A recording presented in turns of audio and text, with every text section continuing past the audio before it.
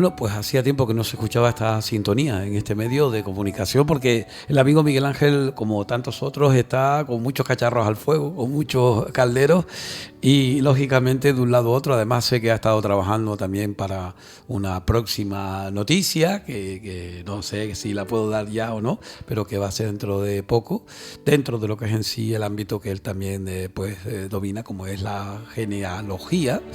Y los saludamos, Miguel Ángel, bienvenido. Muchas gracias, Isidro. Buenas tardes a todos y a la audiencia. ¿Cómo estás? Pues mira, bien.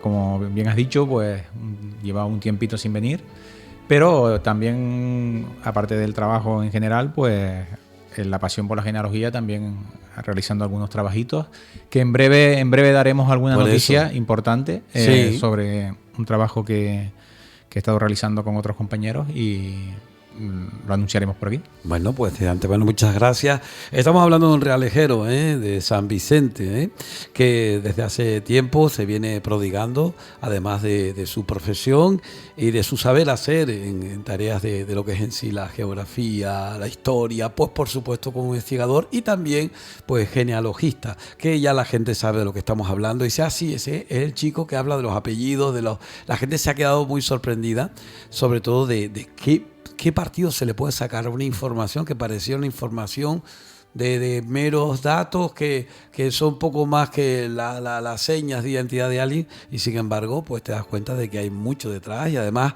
has descubierto algo, un filón, y de hecho tú me decías, Isidro, esto se pega, hay mucha gente que se interesa después mucho por la genealogía, ¿no? Sí, como bien has dicho y como bien hemos repetido en varias ocasiones en este programa, pues yo empecé con la curiosidad de mi árbol genealógico, de saber mis raíces, de unas curiosidades de algunos apellidos en mi familia, de algunos apodos. Uh-huh.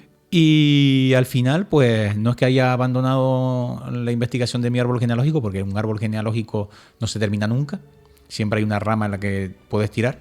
Pero llegué en algún momento en que veía tanta información en los archivos y en los documentos adicionales a las simples fechas de bautismo, de nacimiento, de defunción, que eran tan interesantes que al final pues terminas pues investigando otras cosas que te van llevando a otras explicaciones históricas, uh-huh, genealógicas, de toponimia, sí, de relaciones económicas y muchas cosas más. Claro.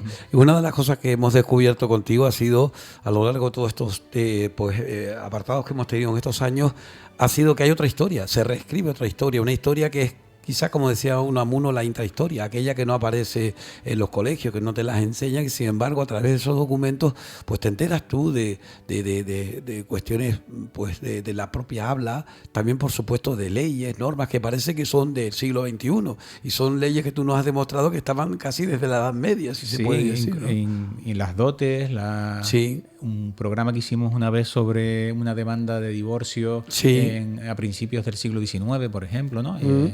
O retractarse de una demanda de divorcio interpuesta por una mujer por malos tratos de su marido en el siglo XIX, pues te encuentras todo ese tipo de cuestiones que son muy, muy interesantes y, como dices, la intrahistoria, sí, rescatando historias de personas, sí, que no son las personas relevantes que salen en los libros de historia, que son personas del pueblo y que ahí están con sus vivencias de ese momento y las estamos rescatando en el siglo XXI.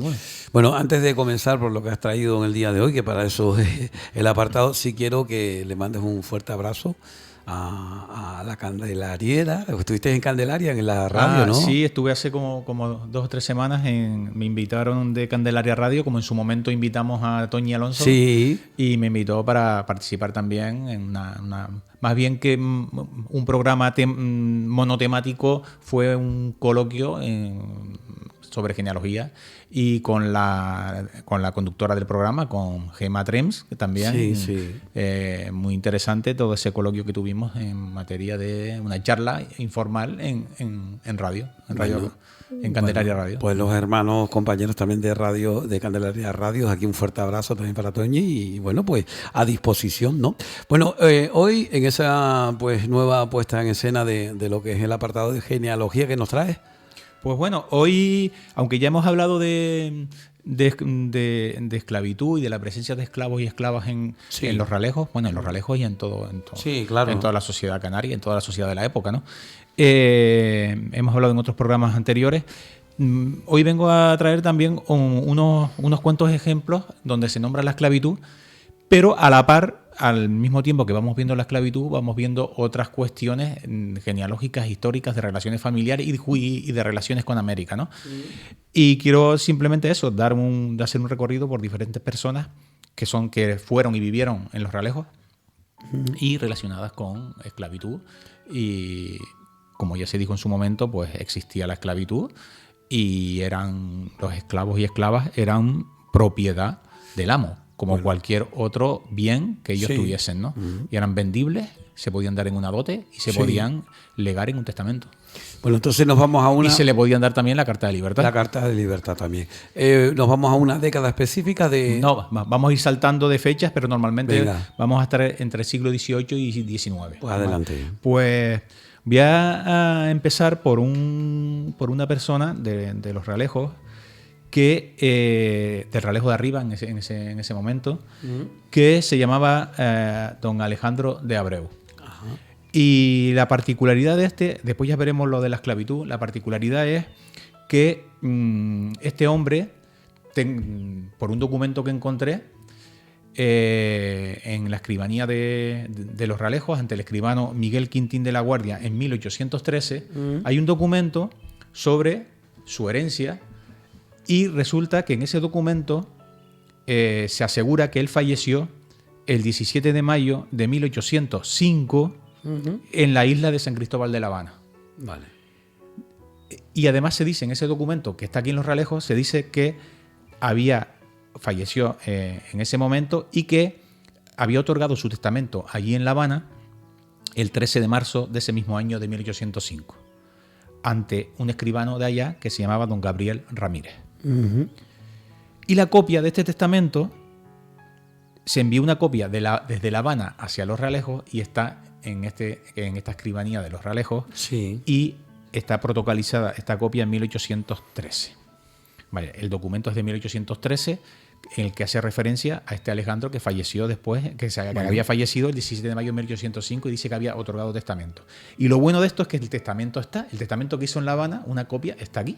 Sí. Y ese testamento viene a decir, en resumen, el que hizo en La Habana, él dijo en La Habana, en su testamento: soy natural del Ralejo de arriba y vecino de la ciudad de La Habana. Y dice que se encuentra enfermo, pero en su sano y cabal juicio. Fíjate, se encuentra enfermo y en su sano y cabal juicio. Y él testó el 13 de marzo de 1805 y falleció 2 meses después, el 17 de mayo de 1805. Es hijo de don Antonio de Abreu y doña María Francisca Barroso, ya difuntos, y es viudo de doña Isabel del Castillo. Dice, la que testó en las Islas Canarias, y su mujer había testado aquí, en Canarias. Y él dice que era viudo de Isabel del Castillo. Declara que tiene compañía con su sobrino. Vamos a hablar qué significa compañía con su sobrino. Tiene negocios con su sobrino. Vale. Declara que tiene compañía con su sobrino don Manuel González de Abreu desde hace 11 años más o menos, en la villa de Santa Clara, en la isla de San Cristóbal de La Habana, en Cuba, ¿no? Sí. En la tierra que asiste y gobierna a mitad de ganancias. Sí. O sea, estaban una sociedad al 50%. Empresarial, lo que se llama hoy, al 50%. Este Alejandro de Abreu, el otorgante, dice que gastó 14 pesos en las diligencias de la boda del dicho su sobrino. ¿Ves cómo se ponía todos los costos? Se ponía todo en un testamento de todos tus bienes, tus deudas, tus gastos, para después terminar por saber qué es lo que quedaba para los herederos, ¿no? Declara que en el lugar del Ralejo de arriba, de donde era él, porque el testamento lo hizo en La Habana, tiene un pedazo de tierra que posee su sobrina, doña Manuela de Abreu, y también tiene 2 suertes de tierra en el pago de San Benito, que también las poseen sus sobrinos. En la ciudad de Santa Cruz, de Tenerife, tiene 2 casas pequeñas que las hubo de su difunta esposa. Eran de su mujer. Eran de la mujer. Y que de sus alquileres disfrutan sus sobrinos. fíjense toda la información que nos da. Sí, nos da un montón de información. ¿No? También tiene por sus bienes toda la herencia que le cupo a don José Álvarez, ya difunto, que le tocó de sus padres, en tierras y casas en el lugar de la Guancha, cuya herencia le cedió por cantidad de pesos que le debía. O sea, que un tal José Álvarez recibió una herencia de su sí. vale, recibió una herencia. Y tenía una deuda. Y tenía una deuda con él, pues le dejó la herencia para saldar la deuda. La herencia que tenía ese José Álvarez, los bienes que tenía, se los dejó a Alejandro de Abreu por el pago de la deuda. Claro. ¿Vale? Asimismo tiene 400 pesos fuertes, que eso es bastante dinero, ¿vale? Que le entregó a su sobrino Vicente González de Abreu para que pagara 30 pesos a Nuestra Señora de la Esperanza y 20 pesos a una mujer de San Juan de la Rambla. Vale. Y el restante para que lo invierta en la compra de tierra que se vendieran inmediatas a las suyas y edificar algunas que estuvieran deterioradas de las de su pertenencia. También dice que es su voluntad que se vendan las tierras de la Guancha y las que no fueran vendibles quiere que se les entreguen a los hijos del difunto don José García, sobrino de don Manuel García ya difunto, en calidad de legado. Legados. Y lo que produzcan las que se vendan se le entregue a don Gregorio de Espíndola en calidad de depósito y lo mismo con las casas de Santa Cruz. Bueno, utiliza una palabra legado, que todavía hoy en día Sí. las herencias no sé exactamente cómo es decir, no te la dan, te la... No, sino que el legado más bien es una parte de la herencia que tú puedes apartar. Había como el tercio y quinto de una herencia, tú la Sí. podías apartar para dejársela a quien tú quisieras sin ser los herederos forzosos. Sí, pues legar, o a los herederos forzosos también. Legar significa ceder. Ceder, ¿no? Sí, dar, claro. ¿no? Vale. Y ahora venimos con lo de la esclava. Él en su testamento que hizo en La Habana, que una copia llegó aquí, Sí. dice que tiene una esclava negra llamada Basilia en Santi Espíritus. ¿Te dice hasta dónde? El Santi Espíritu, que por cierto ese Santi Espíritu era realejero. Sí, hay era mucha presencia persona española, canaria y pero realejera. sobre todo canaria. Y quiere que se le otorgue carta de libertad. Aquí vemos que al fallecimiento de él. Cuando él fallezca, Basilia, la esclava negra, que sea libre. ¿Te das cuenta? Ajá. Y declara tener en su poder una negra nombrada María del Carmen, esclava de don Vicente González de Abreu, su sobrino. Y manda que al fallecimiento del que otorga el testamento de Alejandro se entregue a su sobrino don Manuel González de Abreu para que se haga cargo de ella hasta que disponga de ella su verdadero dueño, don Vicente González. Pues mira. Como dijimos antes, Sí, los esclavos y esclavas eran unos bienes. Eran bienes. Bienes como otro tipo de... Gananciales para compra, venta, para...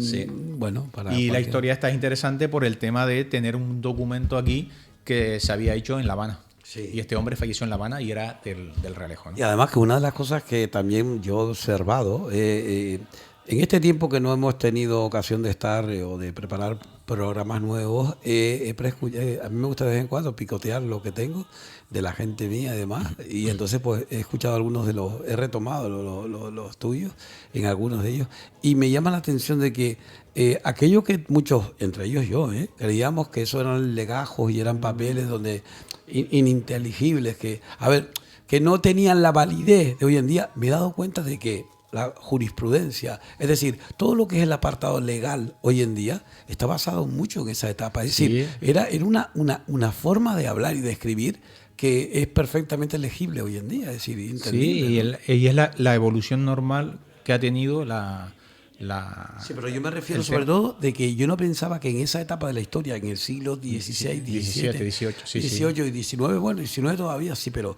desde el XVI que estuviese tan bien redactado, ¿no? Hay que mirar, los que hayan ido al Archivo Histórico Provincial de Santa Cruz de Tenerife, allí tienen...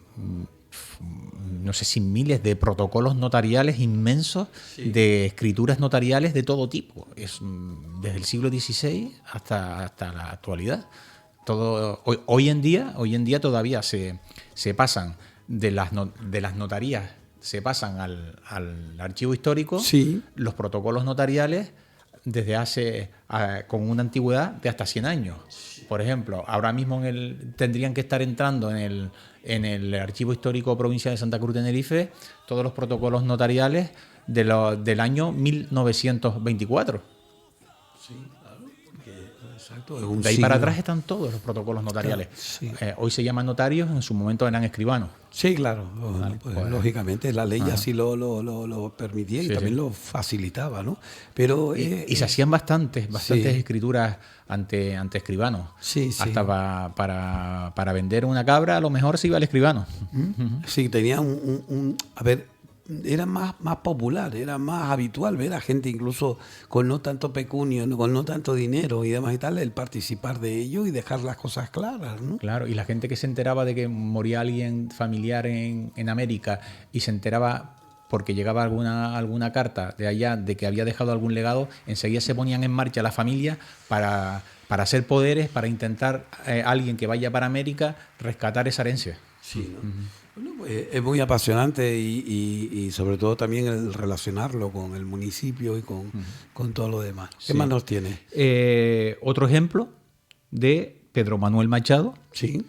hijo de Pedro Manuel y Felipa Pérez Machado. Eran vecinos en Higa,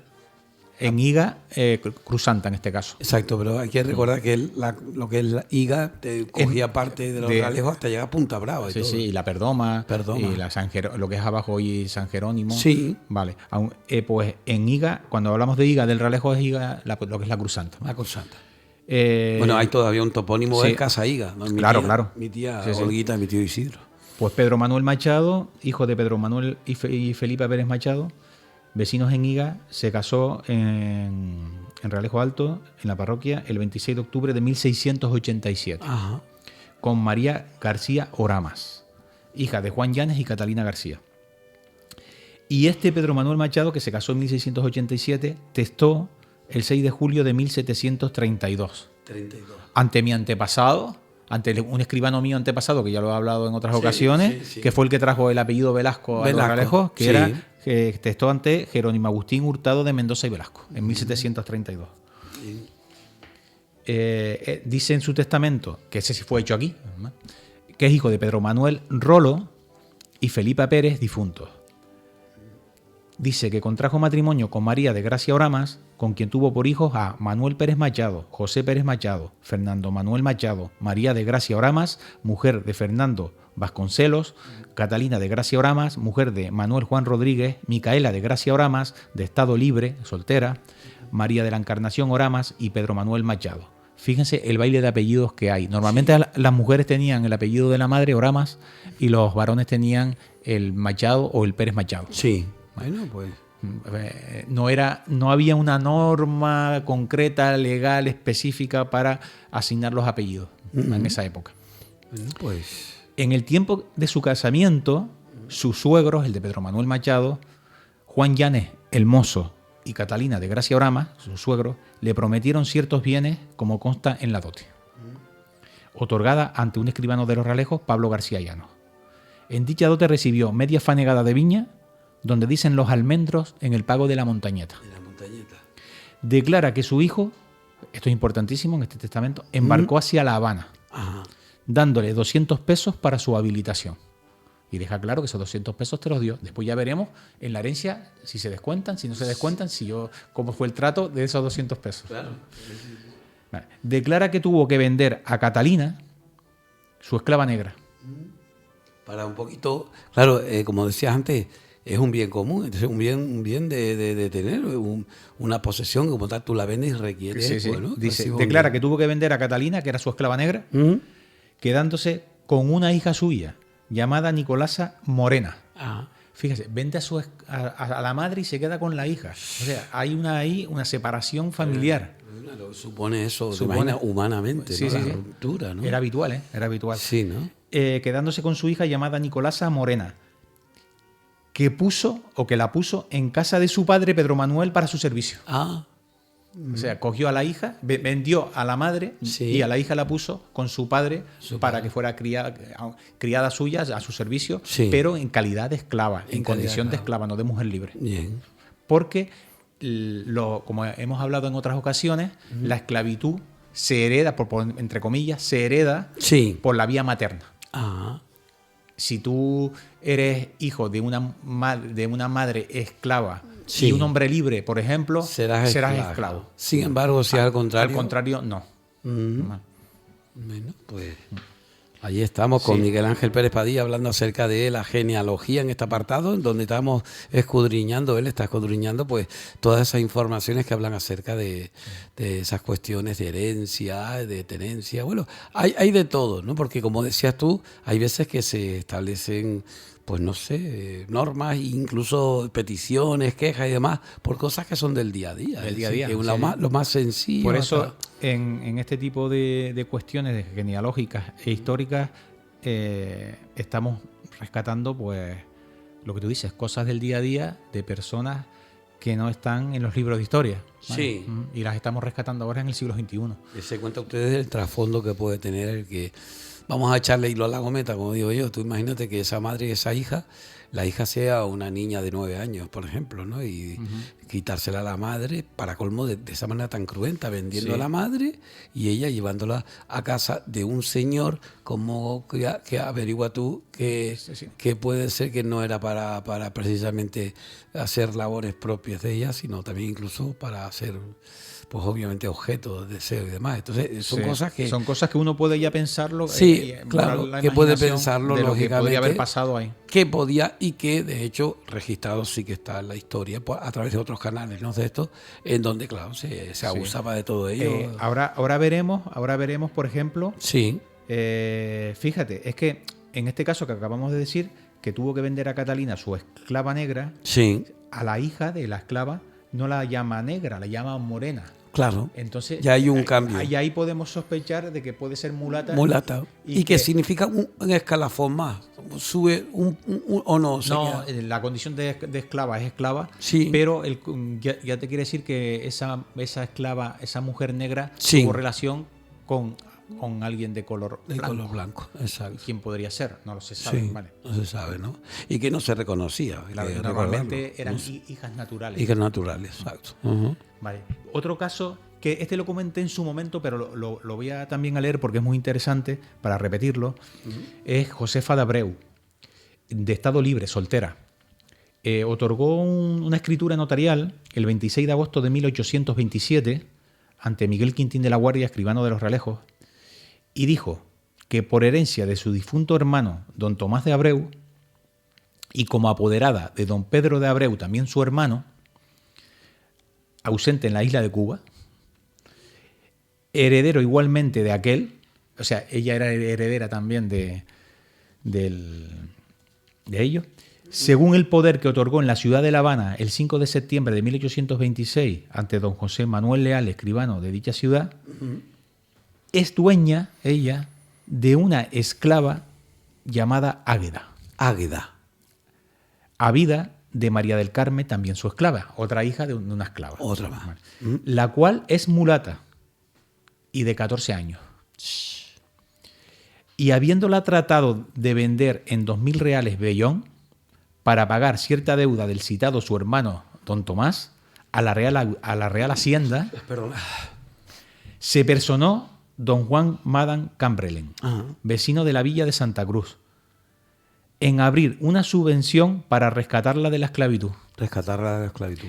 Y en efecto, diferentes personas de la villa y puerto de la Orotava contribuyeron a ello y se han sacado los 2.000 reales en este acto al exhibir el dicho don Juan Madan en dinero de contado usual y corriente en estas islas que la compareciente contó y llevó a su poder, y por tanto da y concede plena libertad a la citada Águeda, a fin de que la tenga, goce y disfrute como si fuera naturalmente libre.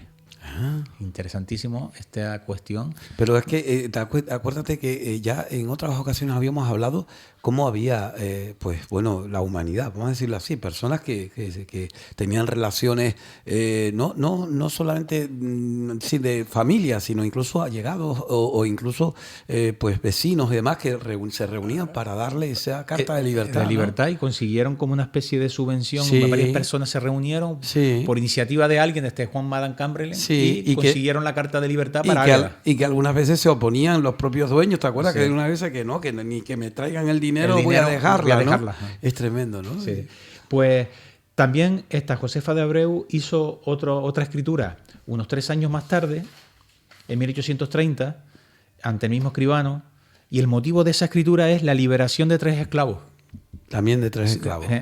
Madre y 2 hijos, que heredó de su difunto hermano don Tomás de Abreu. Y dichos esclavos son María del Carmen, de 35 años, y es negra, atesada. Atesada es negra bastante. Sí, negra. Sí. ¿Vale? Y sus 2 hijos, Alejandro, de 19 años, y Domingo, de 3. Fíjate la diferencia. 19 y 3 años. Sí. Los hijos de la esclava. Pero que no son negros, que son mulatos. Son mulatos también. Entonces, el motivo de esta carta, de este instrumento o escritura notarial de 1830 de Josefa de Abreu, es que quiere liberar a estos 3 esclavos, a la madre y a los 2 hijos.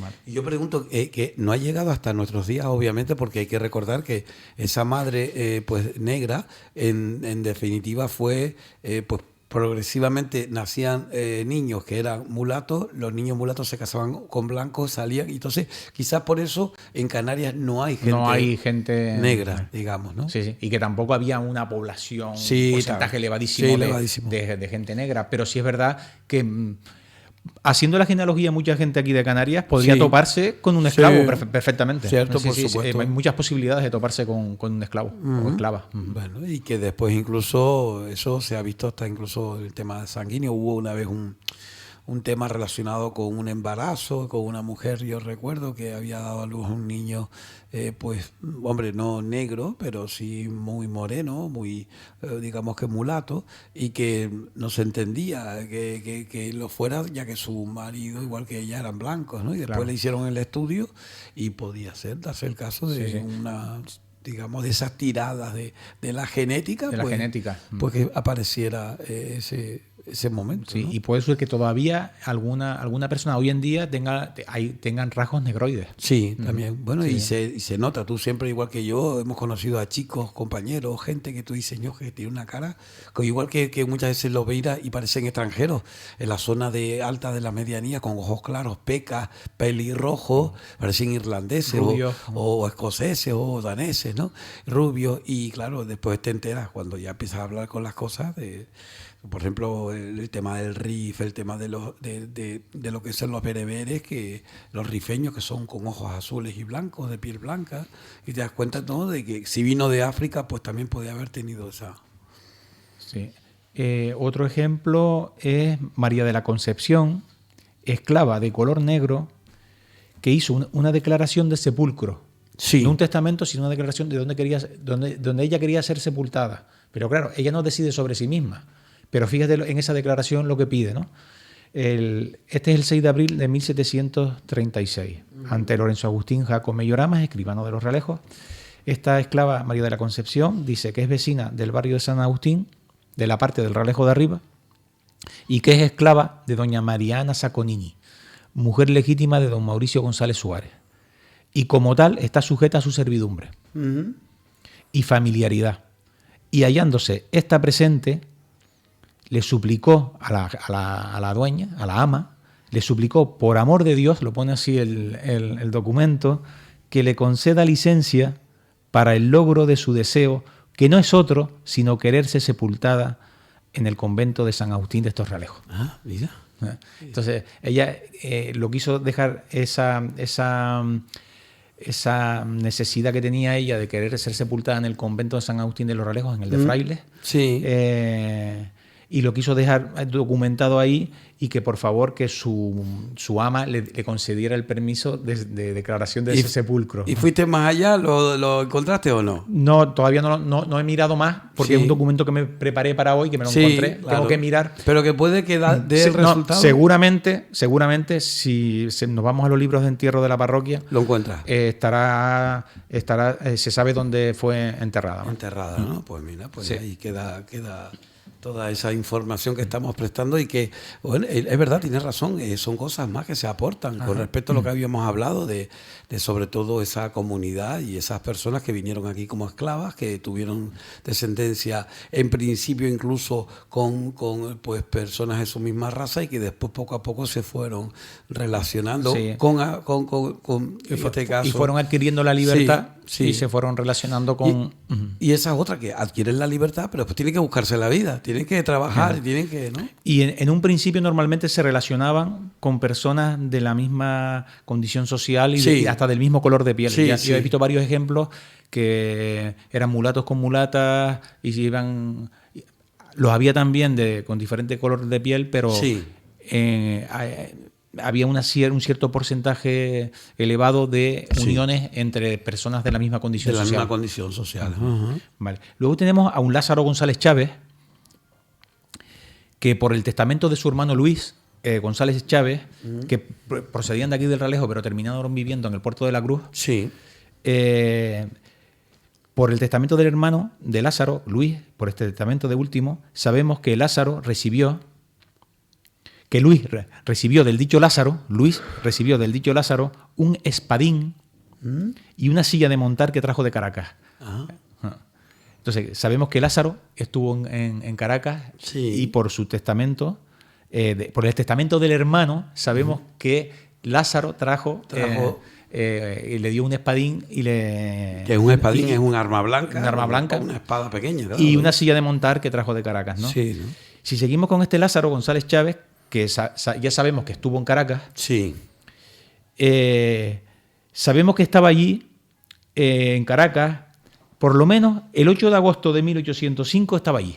¿Y por qué sabemos eso? Porque hay una escritura notarial otorgada por su hermano Luis, aquí, y nombra que su hermano estaba allá. Sí. Entonces, por ahí también podemos saber dónde estaban determinadas personas, porque Claro. pueden decir, una persona hace una escritura aquí y si está relacionada con un hermano, un padre, un hermano, un hijo que está en Caracas, lo nombra y que está allá, y podemos seguir la pista Claro. de dónde están las personas en cualquier momento. Dese cuenta que estamos hablando de una etapa donde Sí, aquí estamos hablando de 1805. los contactos de ultra, digamos, pues mar, eran complicadísimos. Complicadísimo. No había nada, ni teléfono, ni había nada. Lo único era una carta, una documentación que estaba ahí, pero que aquí se le tenía en cuenta, igual que allá, para pedir, y Para desde pedir. allá para acá y de aquí para allá. Sí, pues fíjate lo que podemos Sí. seguir la pista de determinadas Claro. personas cuando aparecen en documentos la palabra ausente. Sí, sí. Vale, en 1805 sabemos que Lázaro estaba allí por una escritura que hizo su hermano Luis.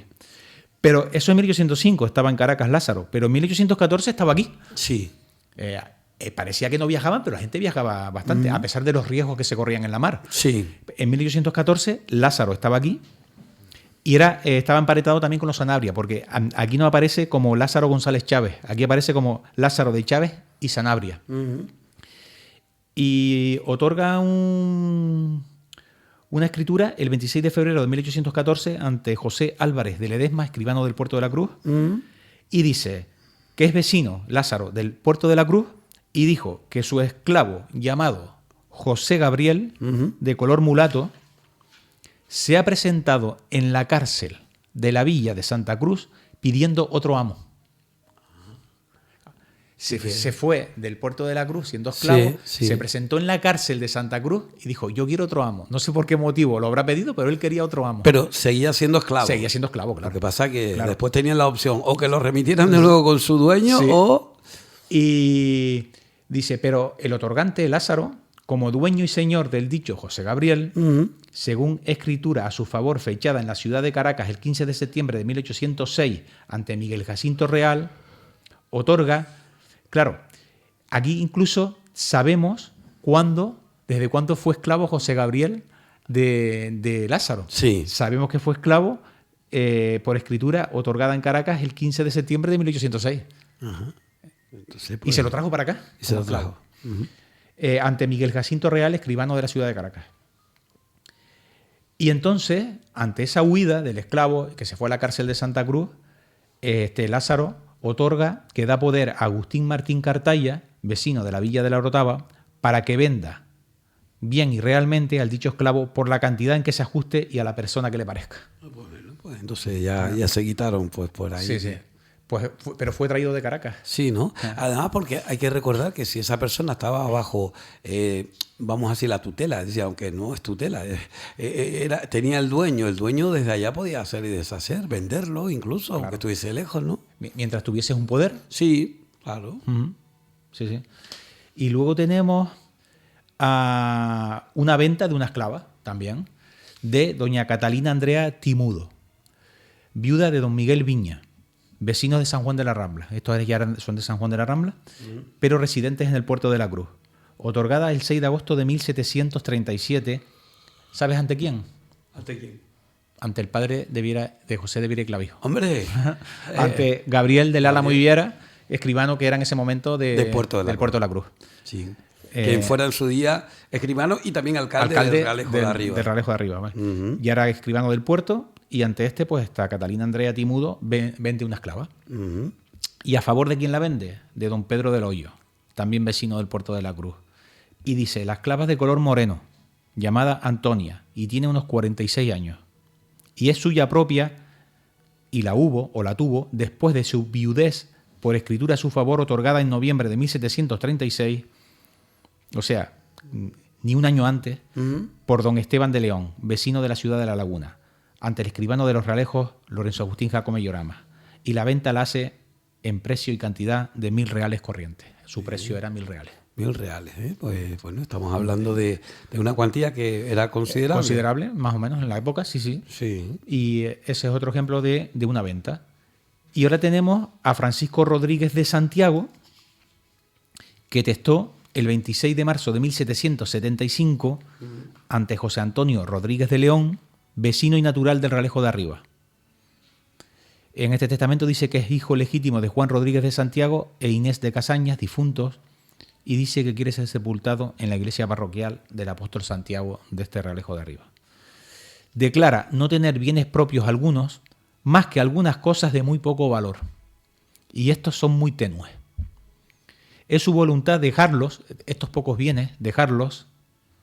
Esto es otro ejemplo. Ni una venta, ni una huida, sino dejarle bienes a una esclava. A una esclava. Vale, entonces es su voluntad que estos pocos bienes que tiene se los deja a Gregoria Juana Tomasa, por haberla criado desde niña, sirviéndole como esclava. Ah, vale.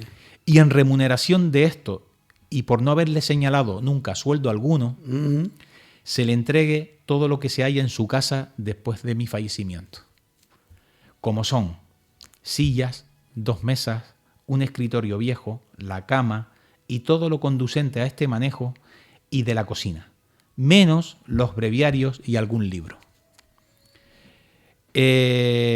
Nombra por su único y universal heredero a Bernardo Rodríguez de Santiago, su sobrino, y si hubiese fallecido a Lorenzo García Padrón, de quien ha recibido especiales favores. Pues, muy importante también que por su buena conducta, por su buen servicio, le dejen algún tipo de bienes a esclavos o esclavas después del fallecimiento. Lo que estamos hablando de un testamento donde se considera a esa persona esclava, hemos hablado como una posesión más, pero sin embargo le da el carácter de beneficiario también, ¿no? Entonces, sí. claro. Lo único que no dice el testamento es si en ese momento era esclava. A lo mejor ya era libre, porque lo que dice es que se los deja a Gregoria Juana Tomasa por haberla criado desde niña. Desde niña la tuvo, sirviéndole como esclava. Lo mismo, a estas alturas ya no era esclava, es una hipótesis, pero que fue esclava. Entonces, y desde niña, pues fue criada por este hombre, Francisco Rodríguez de Santiago, y por los buenos servicios, pues le entrega parte de los pocos bienes que tiene. Vale. Aquí tenemos, ya vamos a terminar con 2 ejemplitos más. Sí. Ana Blas de Abreu, viuda de Benito Pérez, testó el 8 de agosto, este ya es bastante más antiguo, el 8 de agosto de 1696, ante Juan Carlos de los Santos y Aguiar, escribano de los Realejos. Esta es vecina del Realejo de Abajo en el Pago de Tigaiga. Desea ser enterrada en la iglesia de la Concepción del Realejo de Abajo, en la sepultura donde está enterrado su marido. Fue casada legítimamente con Benito Pérez, difunto, con quien hizo vida maridable, y ha tenido por hijo al alférez Felipe Pérez de Abreu. Declara que tiene por bienes adquiridos los que constan en el testamento de su marido. No los nombra porque se remite al testamento de su marido y ahí nombra los bienes que tiene. Vale. Y ahora vamos a hablar de la parte del testamento donde aparece también el tema de esclavas y cuestiones de las que estamos hablando. De ceder. ¿No? Dice que declara, Ana Blas de Abreu declara que cuando casó Leonor de Abreu de la Guardia y Barroso, su nieta, cuando se casó su nieta, con Félix Antonio Barroso, le dio como dote 20 sábanas de lienzo de la tierra y 2 docenas de pañuelos, 2 mesas de manteles, una caldera de cobre, un barril y una taza de plata. Y después dice, por todo el amor de haberla criado y después de su fallecimiento, se le dé un colchón lleno de lana y una caja de pino y además una esclava de color mulata llamada Damiana, de 5 años. Ahí está, vale. ¿De cuánto? ¿De 5 años? De 5 años. Sujeta a su servidumbre, que también se lo deja a su nieta como legado. Bueno, pues ahí sí se queda claro ya, ¿no? Sí. Nombra por su albacea testamentario, está Ana Blas, a su hijo el alférez Felipe Pérez de Abreu, nombrándolo como heredero universal, porque era el único hijo que tenía, y no firmó porque dijo no saber, y después se nombran a los testigos. Vale. Y por último, vamos con Rafael González Regalado, sí, perdón, que testó el 8 de octubre de 1773 ante Nicolás de Curras y Abreu, escribano del Puerto de la Cruz. Sí. Efectivamente, este Rafael González Regalado es vecino del Puerto de la Cruz, es viudo de Josefa de Armas, en cuyo matrimonio tuvieron por su hija a Isabel Regalado, Sí. casada con Alejo de la Guardia, posteriormente al fallecimiento de su madre, y estos no han tenido sucesión. Vale. Tiene por sus bienes una esclava de color negro, llamada Juana, a la cual deja libre, en remuneración, o Sí. en premio, Sí, ¿vale? exacto. Por sus buenos servicios, y además le deja sábanas, un colchón de lana con su funda, una cajita y una colcha, dejando esto para que se le entregue por su cuñado Manuel Pérez Sanabria. Imaginen ustedes lo que puede suponer el hecho de que te den la libertad y eso quiere decir que te vayas. Y no toda tu vida has estado ahí dentro. Sí, sí. ¿Dónde vas? ¿Qué vas a hacer? Puede ser. Vas a un puente. Puede ser que vivas peor de como vivías Claro. antes. No estoy haciendo un alegato a favor de la esclavitud, sino Pero simplemente ponerme en la situación, Cierto. en el contexto de la época, Sí. de una persona que era esclava, que no tenemos que tampoco imaginarnos la esclavitud que vemos en las películas de los campos de algodón en Estados Unidos. Sí, es diferente. En este caso aquí, en nuestro entorno, era una esclavitud, si bien es verdad que estaba sujeto a servidumbre y no tenía derechos, Sí. pero era una asimilable a ser criado o criada de los servicios de la casa, y ya en esta época tan avanzada del siglo XVIII y XIX no era lo mismo tampoco que los primeros esclavos o esclavas que venían a Canarias cuando la caña de azúcar, Sí. que eran una mano de obra más potente para, Sí, claro. para los trabajos tan duros que habían ahí, ¿no? Y aquí en esta época pues podrían ser más sujetos a servidumbre, ayuda en el campo, Sí. pero sí es verdad que sin tener tus derechos y era simplemente un bien, como hemos dicho, ¿no? Bueno, y Bien, además más. muchas veces para evitar que pasara eso, pues se lo cedían o ellos mismos se ofrecían a algún pariente para seguir a la... incluso a lo mejor, imagino yo, no como esclavo, pero sí como servicio, digamos, servidumbre. Servidumbre, servicio de la casa. Exacto, ¿no? Y tener un techo donde alojar. Sí, donde y este cobijarse. Rafael González Regalado funda un patronato de legos para que a título de él se ordenare cualesquiera de los nietos de su hermana, Antonia González Regalado, mujer de Manuel Pérez Sanabria. Bueno, pues eso. Y Ahora también sí. a su esclava Juana, a esta que deja libre, Sí. le han de dar una casa de las que deja nombradas en las cabezas de este puerto. Ajá, pues mira, las Un cabezas... topónimo de las cabezas. Bueno, tú sabes que mi familia es de la cabeza. Yo soy cambimba. Pues fíjate. Soy cambimba de las cabezas, precisamente. Pues aquí... ¿Cómo se llama? La esclava se llamaba Juana y este hombre Rafael González Regalado, que fue marido de Josefa de Armas. Josefa de Armas. Vale. Pues tú sabes que mi abuela, Sixta, es Sixta Gómez Armas. Y después le venía el apellido inglés. Es decir, siempre el apellido inglés era el último. Era el último. Sí. Vale. Bueno, habría que investigar si hay una relación con este Armas. ¿Quién sabe? Capaz, ¿no? Estamos hablando de un testamento de 1773, ¿no? Sí.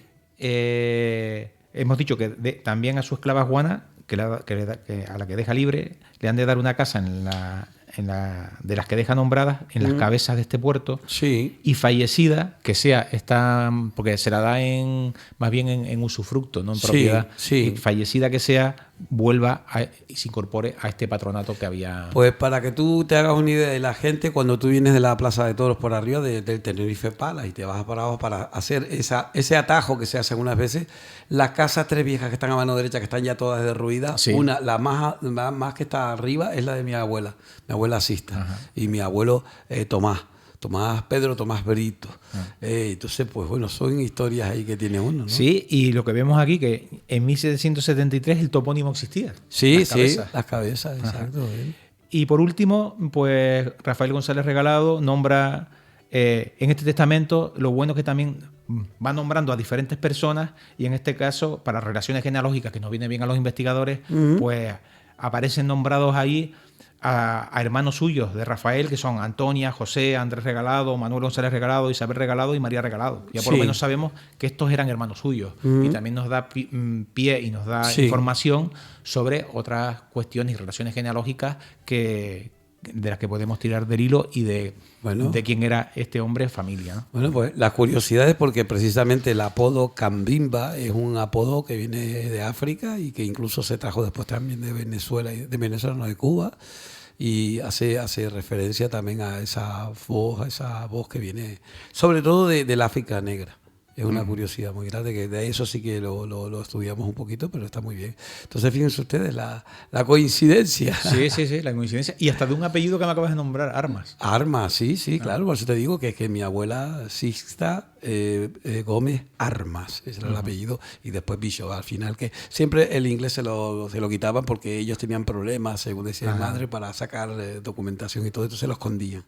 Entonces Armas, pero Armas sí, porque siempre tenía. Es una historia muy, muy, muy interesante, y yo entiendo perfectamente que la gente que lo escucha diga, contra, yo quiero saber más de esto. Es un bichito que te pica, y si tienes opción y tienes, te pones a sacar un montón de datos ahí, ¿no? Sí, y nada, y también los que se vayan a tomar un poco en serio realizar su árbol genealógico y tirar hacia atrás, deben tener la mente abierta para encontrarse cualquier cosa.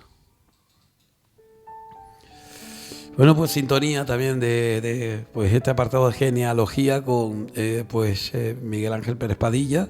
Genial, porque aprendemos un montón, y eso que estamos cansados. Yo considero que ha sido un día para ti y también para mí. Yo llevo una semana de mucho cansancio, como has visto, estamos en ebullición en muchos aspectos de la programación y de hecho también de los nuevos estudios. Pero siempre para mejorar. Pero me encanta tener un apartado de genealogía y que me encanta también que hayan otras radios hermanas como Candelaria Radio, que también así lo haga. Ojalá también podamos establecer con gente del sur y demás, y en todo lo que es la isla, porque hay mucho interés y se aprende muchísimo, muchísimo. Sí, y las familias están relacionadas con muchas partes. Una vez nosotros investiguemos nuestro árbol genealógico, en pocas generaciones, algunas ramas ya nos llevan a otros territorios, al Puerto de la Cruz, a la Orotava, San Juan de la Rambla, a La Guancha, a Arico, a San Miguel, a La Laguna, y muchas ramas se nos van de los Realejos rápidamente. Y además que tú decías también, bueno, en tu familia lo puedes ver incluso, de que lo que es incluso un apodo se puede transformar en un apellido, y un apellido se puede transformar en un apodo. Sí, es decir, viceversa, ¿no? En este caso, en el mío fue el escribano Jerónimo Agustín Hurtado de Mendoza y Velasco, a principios del siglo XVIII, que llegó a los Realejos, y el Pérez, su hija fue la que transmitió el Velasco.